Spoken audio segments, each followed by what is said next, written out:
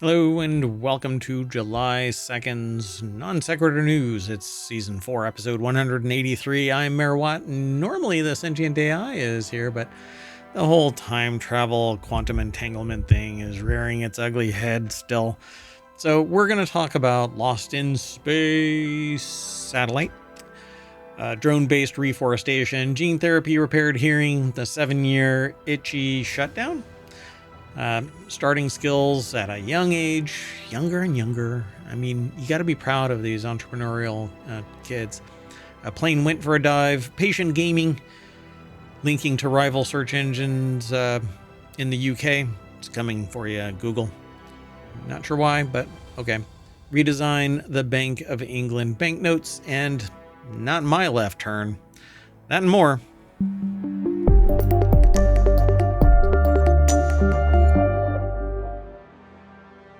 All right, everybody, let's get into it. It's a time machine episode, so I'm going to be ripping through this faster than a quantum entangled time machine through time. I don't know. Anyway, first article's over on the Mobile Channel. Bezos-backed methane tracking satellite lost in space. A satellite backed by billionaire Amazon founder Jeff Bezos has been lost in space while carrying out an important climate change mission, New Zealand officials said on Wednesday. That can't be good.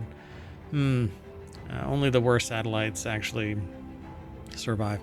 So Andrew Zenin over at phys.org put the article, edited the article. It's actually doesn't seem to have a byline, but anyway, designed to measure greenhouse gas emissions. We've actually spoken about this thing.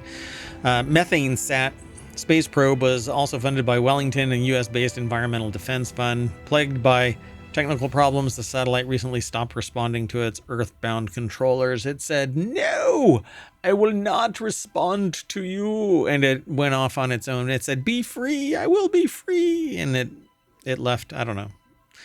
So it says clearly this is disappointing development. So, as those who work in the space sector know, space is inherently challenging, and every attempt, successful or not, pushes the boundaries of what we know and what we're capable of.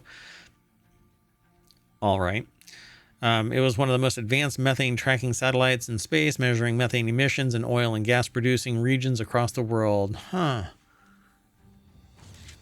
But the one that helps find oil and gas producing regions across the world seems to be working like clockwork. I love a good conspiracy because I love the idea of writing stories about this kind of stuff. It's a lot of fun. I'm not an author, though. So, well, I'm not a writer of fiction. No. Anyway, project lead Stephen Homburg said initial data gleaned by the satellite was remarkable. Recent measurements in the Permian Basin of Texas and New Mexico revealed emissions 3 to 5 times higher than estimated by the U.S. Environmental Protection Agency. That's still around?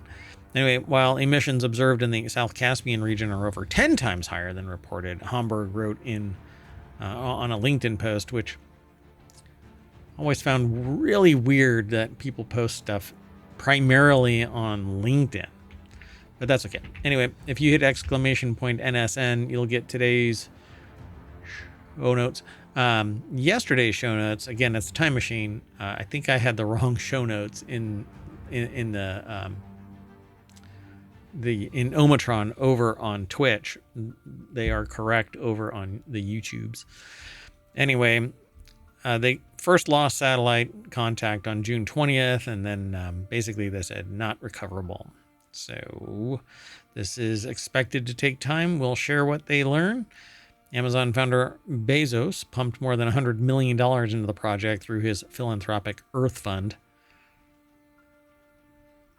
Well, you have to do carbon offset for the yachts. Next article is over in the Mobile Channel. Oh, suddenly I'm not going to be an affiliate anymore over here on Twitch. The next article is over in the Mobile Channel. Canada turns to drones for reforestation after fires. I absolutely love this. A large aerial drone flies over charred remains of Canadian forests devastated by wildfires, bombarding the ground with seed capsules to accelerate reforestation. That's that big old thing right there. That right there. flies around and it drops seed bombs. Rather than simply dropping seeds from high above, the company Flash Forest, which is leading the initiative, uses seeds protected in capsules that contain water and nutrients, as well as fungi. You have to say it like that. Fungi. You do have to say it that way. Go ahead, say it in chat if you can. So there's a niche that's appropriate for drone reforestation, which we've spent the last 5 years narrowing in on. The company focuses its effort on forests that were scorched in the year or two and excludes older burn sites that already have vegetation that can crowd out new seeds. They can drop 50,000 capsules per day. It's no longer feasible to wait for Canada's forests to bounce back all on their own, so you can fly around and drop forest appropriate seeds for that particular region appropriate seeds. Drone operator and geospatial data scientist Owen Lucas said the method uses artificial intelligence to map out the sites ahead of time. Come on now. When you're out here planting, you don't see the impact, but when you go come back in the fall and you see them growing, you know that you're doing a positive thing. I think that this is great. While nature can recover in time, why not accelerate it, bringing it back to a green belt quicker? Because nature's going to blow seeds all over the place and the trees are going to grow again. Indigenous communities are the most affected by fires in Canada because they're often remote and deep in the boreal forest. But there's a seed shortage apparently. If the forest is too young, it'll take a very long time to start regenerating, so planting is the only option. They're increasingly forced to reforest in Canada. Boreal forest trees are adapted to fires, but today the conditions are becoming more complicated. And now there's a seed problem because they are complicated to harvest. So yeah, got to hunt down those seeds and then build everything up. It's really, I used to regularly grow microgreens. Hopefully this coming week I'll be able to restart the farm, but sometimes it can be complicated to make things grow, let alone find seeds that are regionally appropriate and give them nutrients and a device by which they can actually land on the ground and burrow a little bit into the ground. They got to take root, and sometimes erosion, wind, fire, etc., predation, and will basically stop it from growing. So, but if you throw enough seeds, there's a group that's doing that in Africa as well, in various countries, trying to create a green belt. And they were actually like accosted a couple of years ago when we first talked about it here in Non Sequitur News, because people didn't want them to. All right, that's kind of goofy. But anyway, let's keep on going. Don't want to get too distracted in the time machine, otherwise we'll be stuck in time. Have to get back to the future. So this next article is over in the Wanted channel. A deaf teenager and a 24-year-old gain ability to hear after experimental gene therapy. So gene therapy has been effective for young children with genetic hearing loss, but this is the first study to show promising results in older patients. If older is 24, then dear gosh, help me. If I lose my hearing, I don't know what I'll do. Ellen Lapointe over at Gizmodo.com put the article together. So the study published Wednesday in the journal Nature Medicine recruited patients with deafness or severe hearing impairment caused by mutations in the OTOF gene. This gene manufactures a protein called otoferlin, which plays a critical role in transmitting signals from the ear to the brain. Roughly 200,000 people worldwide are deaf due to the mutation of the OTOF gene. Over the past several years, gene therapies have successfully improved hearing in children with OTOF-linked deafness, but few studies have investigated their efficacy in teenagers and adults. So, researchers at the Karolinska Institute in Sweden administered gene therapy to 10 patients between the ages of 1 and 24 across 5 hospitals in China, all of whom had a genetic form of deafness or severe hearing impairment caused by OTOF mutations. The treatment involved a single injection through a membrane at the base of the cochlea, a fluid-filled spiral-shaped cavity inside the inner ear. This injection delivered a functional version of the OTOF gene via an engineered virus. Just 1 month after the treatment, the majority of patients gained some hearing. 6 months later, all 10 showed considerable hearing improvement, with the average volume of perceptible sound improving from 106 decibels, very loud. It is extremely loud. That actually sets my watch off, to 52, much fainter. So what's more, the patients did not report any adverse side effects within the first 12-month post-treatment. Very exciting. Yeah, that's pretty cool. So previous gene therapy studies have shown similarly promising results in young children with OTOF-linked deafness. Florence Lustig, a neurotologist? Okay. At Columbia University Irving Medical Center, who was not involved in the study, told Gizmodo that these improvements in the 2 patients over the age of 12 who were 14 and 24 respectively surprised him. Yeah, I mean, at some point, I guess it becomes more difficult to impact that, but it's still genes. And I guess if you can get the ingredients in there, then the virus can force the mutation or the modification, like CRISPR, basically. So OTOF is just the beginning, they said in a statement. We and other researchers are expanding their work. More common genes that cause deafness, such as GJB2 and TMC1. These are more complicated to treat, but animal studies have returned promising results.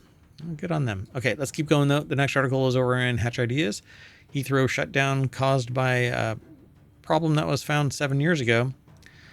But if you kick the can of maintenance down the road, this is what happens. Ben King and Ferreira Masood, I think is their name, put the article together. So an investigation found that National Grid, which owns the substation which supplies Heathrow, had been aware of a problem since 2018 but failed to fix it. There were numerous opportunities to rectify moisture affecting electrical parts at the North Hyde substation, but maintenance was repeatedly deferred. Those failings that resulted in significant damage and loss for Heathrow and airlines, said the spokesperson. Heathrow told the BBC National Grid could and should have prevented the fire, and that it expected to take accountability for those failings. If they knew about it, then they definitely are liable. Following the report being released on Wednesday, energy watchdog Ofgem, I think it's Ofgem, has launched its own investigation into National Grid. Heathrow, the UK's biggest airport, shut down as a result of the power cut, which led to thousands of canceled flights and stranded passengers. Yeah, we even talked about that. More than 270,000 journeys were affected by Heathrow's shutdown, and the impact has also been felt beyond the airport, with essential services, including road, rail, and Hillingdon Hospital affected. Airlines based at Heathrow have said the closure on March 21st cost carriers between 80 and 100 million pounds. Let's keep going. The next article is over in FourWheelTech. A 12-year-old allegedly, and this is the one that I titled Starting Skills at a Young Age. Look, a salesperson, entrepreneur, they're driven, literally. 12-year-old allegedly sells stolen cars for as little as $30. Deputies say the little tyke was carrying a license plate at the time. That's not a little tyke at age 12. Bet you if they were to walk into a liquor store, they probably look like they could buy, big old 40-ouncer. Justin Hughes over at jalopnik.com. The only reason why I say that is because I went to a brewery, a microbrewery last night, and was talking about malt liquor. So what is malt liquor? And got into a discussion about malt liquor. I mean, it's just beer. And it reminded me of Colt 45 malt liquor. That's not booze, though. So what is booze? What is liquor? What is malt liquor? Anyway, so an unnamed boy, because they're a juvenile, was caught entering several vehicles in the parking lot of various businesses. Deputies say that, quote unquote, here in this article. By the way, Justin Hughes again, over at Jalopnik, put the article together. Deputies say that the little tyke was carrying a license plate at the time. Further investigation revealed that over the past month, the boy had taken 3 or 4 vehicles from the lot. He allegedly sold at least one of them for $30, Wasn't even enough to cover the cost of Grand Theft Auto 5 at Walmart. Har. Oakland County Sheriff Michael Bouchard couldn't resist the reference.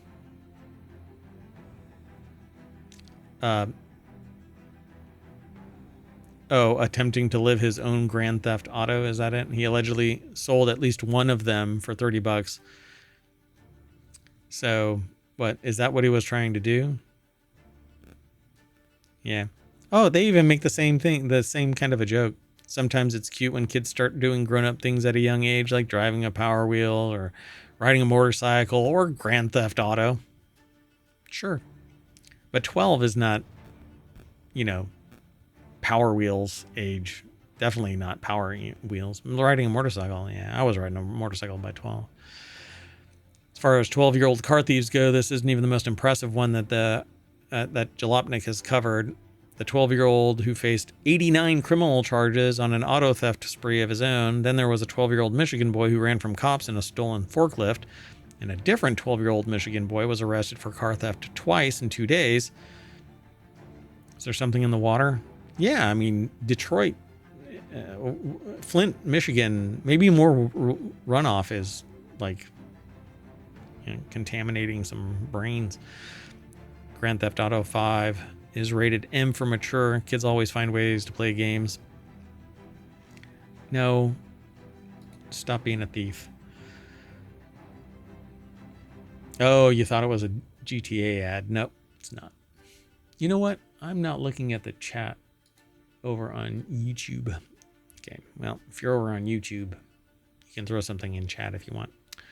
All right, how about this one? A plane dives from 36,000 feet to wet my pants. 10,000 feet in just 10 minutes. Passengers had a wild ride on a Spring Airlines Japan flight that appears to have suffered from a cabin pressurization issue on Monday evening. So it dove 26,000 miles, basically the floor, before you kind of run into problems with speed and being able to recover. Justin Hughes, that is really close to the ground, for crying out loud. Passengers had a wild ride. Data from Flight Radar 24 shows that flight JL8696 out of Shanghai, China, was cruising at 36,000 feet at 6:51 local time. It basically, a 737-800, briefly rose, then rapidly descended 10,000 feet. Over the next 10 minutes, it then made an emergency landing at Kansai International Airport near Osaka. No injuries were reported. Says, we're all fine here now. Thank you. How are you? Simulator depressurization. Yeah, no thanks. Some simple math tells us that descending from 36,000 to 10,000 feet is a change of 26,000 feet in 10 minutes. Okay, no shit news. 2,600 feet per minute. That's fast, considering that a standard approach is 700 feet per minute. But it's also not unheard of in an emergency, such as United Airlines Flight 510 that dropped 28,000 feet in 10 minutes due to similar pressurization issues. A Korean Air flight dropped 25,000 in just 5 minutes for the same reason. Yeah. You don't want to depressurize. Let's go on to the next article. Patient gaming only gets more attractive when $70 games get heavy Steam sale discounts just months after launch. So Tyler Wilde over at PCGamer.com put the article together. The deck statement says some publishers are going in the opposite direction, launching at the old PC standard of $50 and offering smaller discounts in sales. Yeah, that's kind of anything higher than what pays the bills and gives you a little bit of juice on the other side is exploitive. It's greedy. It causes inflation. If everybody from the supply side all the way up keeps on tacking on more and more demand for money in the system, you literally cause the thing that you bitch about. But go look at the supplier side index, the supplier. We have the consumer price index. There's a supply price index. It's the price from the supplier to the first sale, not the retail side. It's the first sale from the supplier to a wholesaler to a manufacturer to whatever. Yeah, you'll see We're paying more on the consumer price index because there's greedy bastards all over the place raising prices when they don't need to. But hey, that's how you become a millionaire, right? Predation. Avowed $70 price tag felt steep when it came out in February, but now it's a much more palatable $46.89 at 33% off for the Steam summer sale. I don't know if it still is, but all of this is basically buy some games. Steam Valve is just ridiculously wealthy, and we're going to talk about that on the 3rd, I think it is. Maybe, I don't remember. Let's see. Maybe it's on the 4th. Yeah. So it's going to be on July 4th. We're going to be talking about that. But we're in a time machine back on the 2nd. So, all right. So everybody just chill, go buy some games, buy them on a deep discount, and then just play them casual, chill. Yep. Patient gaming only gets more attractive when $70 games. If you didn't buy it brand new, now it's on sale because you were chill. Oh, the amount of money per employee at Valve. Wow. Okay, the next article is over at TechnologyToday. Google may be forced to link to rival search platforms in the UK. I'll never understand this, but Zoe Kleinman and Liv McMahon over at BBC.com put the article together. Google accounts for more than 90% of searches in the UK, and 200,000 businesses use the company's search advertising to reach customers. Only 200,000? Its parent company Alphabet said that CMA's suggestions were broad and unfocused, but added that it would work constructively with the regulator. The Competition and Markets Authority is investigating the U.S. technology giant under a new law, which means that the regulator can demand changes at a firm if it's found to hold too much power in a particular market. Nobody else wants to rise to that occasion. Nobody wants to try and compete. Why? Because it's wildly expensive and you have to grow your way there. Google did exactly that. It started out as nothing. There wasn't anything. Google actually created the advertising market and dominated it from day one, primarily because of its ad and tracking, so that people knew what was going on their sites and could advertise based on that data. Now, I don't know what people are really doing. I'm still using Google, for crying out loud, but not on ohmTown. I actually don't do anything on ohmTown with Google. So it says these could include requiring choice screens for users to access different search providers, as well as more transparency and control for publishers whose content appears in search results. The watchdog said that the average person in the UK makes between 5 and 10 searches a day, and businesses spend on average £33,000 a year on Google adverts. But if competition was working well, the figure could be lower. But stimulate competition. Don't try and hobble an effective solution. I just don't get it. If you want more competition, then stimulate competition, but nobody can rise to the level. Nobody wants to risk a new platform because they are making money via Google. And it's not like it has undue control. It's earned its place. I just don't get it. A bunch of passionate people need to pool their money together and start up a site and make some competitive advantage for somebody to either coexist with Google or transfer over from Google to this other place. But it's going to cost a lot. It's going to have a really long runway. It's going to have to be more effective or as effective in tracking and translating the ad rate into results on sites. That's really the only way to, and then the crawlers have to go out and crawl. And believe me, crawlers can be really complex. I built a crawler that was based on personality profiling back 15 years ago. And I was like, I'm not interested in getting involved with investors because investors just, I don't know. Yeah, they just take a lot and they leave nothing behind. Google just happened to have been completely isolated, insulated. It was funded by angel investors that are billionaires now because they knew that those people could do everything.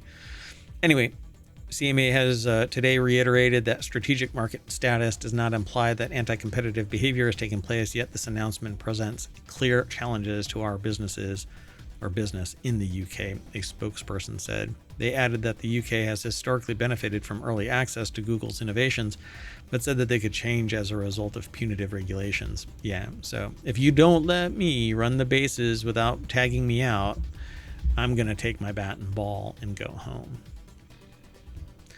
The next article is over in Hedge Ideas. Bank of England to redesign banknotes and wants your help. No, not my help, your help. The first facelift in more than 50 years signals the possible end of historical figures on notes. Oh my gosh. Kevin Peachy over at bbc.com put the article together. Yeah, they're going to get rid of the faces, I guess.